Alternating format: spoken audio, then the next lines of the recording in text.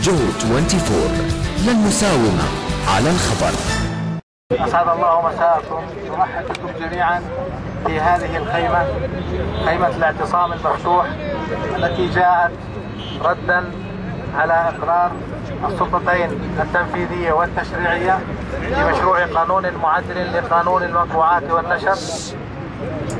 هذا القانون الذي نرى أنه يشكل عودة إلى الوراء، وقانون لم يكن يأتي في زمن الأحكام العرفية، فكيف في مرحلة الربيع العربي ومرحلة الإصلاح؟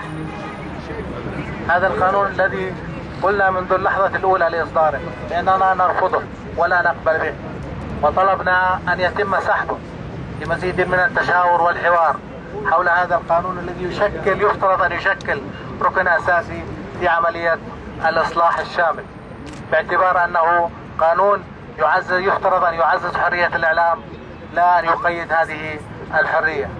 لقد جاء هذا القانون من وجهة نظرنا بهدف السيطرة على الإعلام الجديد، الإعلام الإلكتروني، باعتبار أن هذا الإعلام ساهم إلى حد كبير في رفع سقف الحرية وفي زيادة مساحة حرية التعبير وفي نشر أحيانا ما يشكل مخالفة للقوانين، لكنه في زمن الربيع العربي يفترض أن يكون السقف مرتفع والمساحة لحرية الرأي والتعبير المساحة أكبر.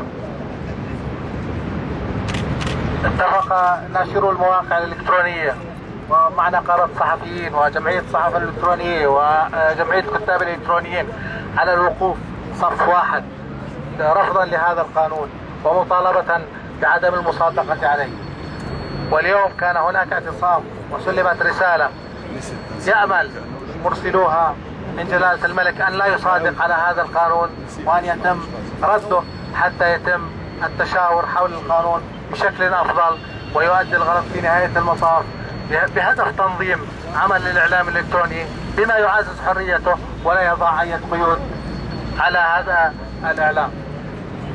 مرة أخرى نرحب بكم أصحاب المعاني والعطوفة والسعادة، ونشكركم على حضوركم وتضامنكم مع الصحفيين والإعلاميين ونصرتكم للإعلام الإلكتروني الذي يحتاج في هذا الوقت إلى نصرة كل محب وإلى نصرة كل حريص على حرية الإعلام وحرية الصحافة، وأشكر لكم حضوركم. والسلام عليكم. نعتبرها إحدى ركائز وأعمدة الديمقراطية، وبالتالي المس فيها هو مس بعملية الديمقراطية وعملية الإصلاح.